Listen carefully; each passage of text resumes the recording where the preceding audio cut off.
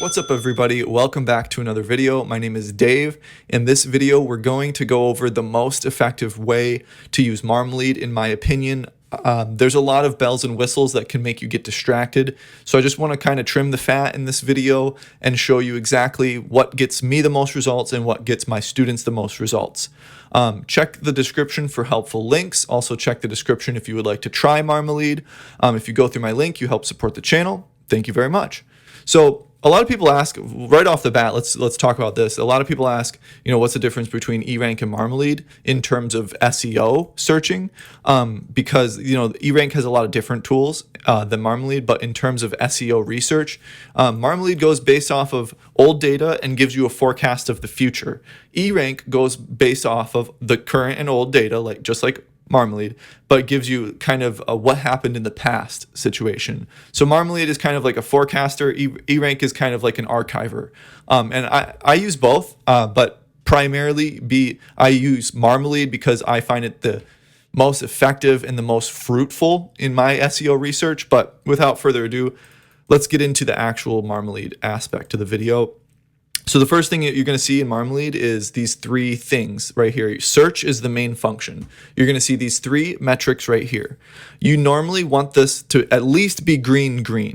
Orangish is okay. You don't want to be completely red, but orangish is okay if it's a keyword that you absolutely have to use, or you're really stretching for, or you're attempting to kind of sneak your way into a niche nobody knows about, etc. Sometimes those niches will be orange, and that is okay. Another thing that you will notice sometimes most of the time competition is red. So let's go trending now. I just put in trending now because that's like a hot term to use, which is kind of hit or miss. It's just like putting on sale in your title. The title should be used for keywords that bring your listings to your potential customers. Trending now is kind of a way too broad, and it's just going to bring way too many window shoppers and therefore decrease your conversion rate, therefore decrease your ranking. So you want to be careful using terms like this. It can really be hit or miss. And on an Etsy ads standpoint, it can actually drain your money as well. If you're using terms like this and everybody's looking at your listing, everybody and their brother with all these different interests, and you're showing up on this very broad search result page, you're going to get clicked on, and that's going to use your ad budget. But your ad budget is much more effective if you're putting it in front of actual people, and that's why we use Marmalead. However, okay, so trending now. When you see green, that's really good. That's much more rare though on Marmalead. You're normally going to see green, red. If it's an established niche, you're always going to see green, red. Red in competition, meaning over 50,000 listings, that's okay. That's totally okay unless it's like red. You don't have to worry too much about competition. It's a good metric to know, but when using Marmalead, the most important thing is how much it's being searched and how much it's engaged with. It's a good sign to see the engagement number higher than the search number, because rarely you'll see a high search number but a lower engagement number. That situation is where people search for something, they see a bunch of the listings that show up, and that means, oh, maybe this isn't what I'm looking for, or this isn't really what I thought I would be looking for, but all the sellers are using it and the customers aren't responding to it. That's what it means when you see an engagement number lower. But what I like to do is let's use a different example of a green, red. Let's try handmade soap because that's a pretty Etsy type item. And I always like to use handmade soap on this channel for an example.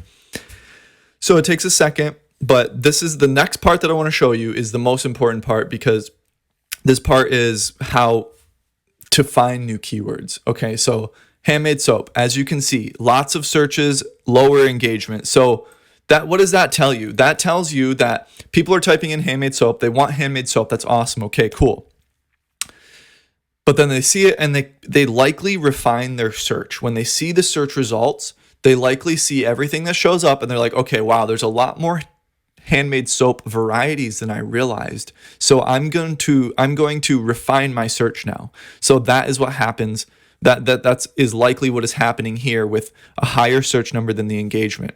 However, it is still a very profitable niche and is still a very useful term. So green, green, red, as you can see. And don't worry about red. I've spoke to many of my students that assumed that you don't want to use green, green, red tags. That's not the case at all. You do want to. All of the keywords I use are mostly green, green, red. It just means that there's a market there. And if you do the right things, if you work on your shop and you have a good product, you will eventually emerge and do well in that niche. So don't let that scare you. So after you type a keyword into Marmalead, you want to scroll down, and there's a lot of these metrics here, and I've gone over them in other videos. You can check the description for my Marmalead playlist. But what you want to do is scroll straight down to this bubble here. This bubble has a bunch of other very related keywords. So now what you want to do is you want to take a few of these keywords and you want to go to comparison here. Comparison will allow you to do a smaller search all at once. You come back down, I put natural soap into comparison. Let's do natural soap, vegan soap. And we're going to do natural soap, vegan soap, artisan soap, everything in here. For when you're typing in your keywords, you're going to see other keywords here. You take the keywords from the bubble and you put them over here into comparison. This is how you're able to process through and find a lot more keywords all at once. And you can see right here, it says X. It's not a long tail. Long tail means, 3 or more words in a phrase. So a long tail keyword would be vegan handmade soap. That's an example of that. How do you break that up in the tags? Because it won't fit in the tags, you want to do vegan soap, comma, handmade soap, okay? So going through that, artisan soap is pretty good. Here's a pretty unique example. I'm glad this showed up. It's orange, kind of green, then orange. So there's not a ton of soap makers use it. Well, 35,000 is a lot, sure, but in the grand scheme of things with millions of Etsy sellers, 35,000 is not a whole lot. This is a keyword I would definitely use if I made soap. This is a keyword I would definitely use if I made soap that was vegan. And same for this one. This one is very, very good because you can see that it's not searched a whole lot, but look how much it's engaged with. So in other words, the vegans that are typing vegan soap in, they're really going after that soap. They really want to find vegan soap, and that's awesome. So there's a really good keyword if you make vegan soap. Artisan soap. So I would use to make a long tail phrase here, I would do vegan artisan soap or artisan vegan soap, and then add the appropriate nouns in the tags. We break it up and add those words so that you don't have a one-word keyword. Okay, so this is exactly how I use Marmalead. You use the search, don't shy away from the red, and you go green, green, red, or if it's green, green, green, then hallelujah, that's awesome.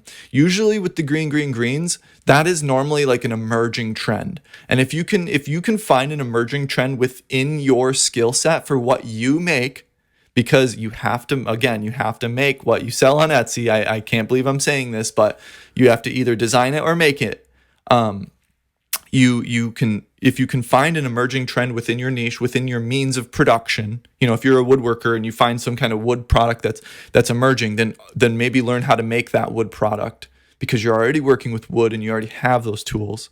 Then you jump on that trend and you stay on it and you continue offering that product all throughout the trend, and then you're an established seller of that amazing product. And trends can stick around forever on Etsy, or they can fade away. Like I've made videos on people that have made thousands and thousands of dollars every day selling face masks. That's gonna phase out. That's not gonna last forever. So those sellers will experience a hardship once that phases out, and they don't know what to make. Maybe they're sewing things, so they need to, before that trend decreases. And I've spoke to a lot of shops that this has happened with. The face masks demand has gone down, but they aren't making anything else, so their sales go down. So you have to replace that hole, obviously. But that's everything in a nutshell. You want to type into search, go green, green, hopefully green, but red is not bad. Go down to the bubble. put those keywords into comparison, and you can see their metrics there. So that's everything. There's all these other tools, and I go over those in other videos, but that's the bulk of what you want to do in Marmalead while you're making, listings and while you're crafting your SEO. So that's everything. Please, if you want to try Marmalead, check the link in the description and help support my channel, and I'll see you in the next video.